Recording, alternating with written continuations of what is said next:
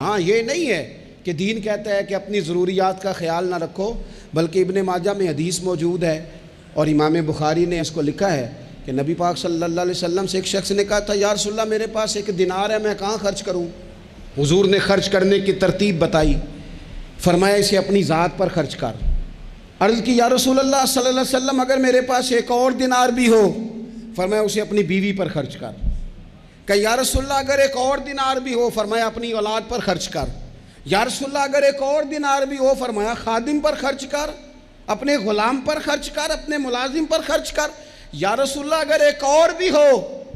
تو فرمایا پھر تو تجھے اللہ کے راستے میں دینا چاہیے نا، پھر تو تجھے فی سبیل اللہ کچھ کام کرنا چاہیے نا۔ اگر اللہ نے تجھے یہاں تک وسعت دی ہے کہ بیوی کا خرچہ بھی پورا ہو گیا، بچوں کا بھی ہو گیا، خادم کا بھی ہو گیا، تیرا اپنا بھی ہو گیا، اتنی ساری نعمتوں کے بعد بھی اگر کوئی نہیں بانٹتا، پھر اسے سوچنا تو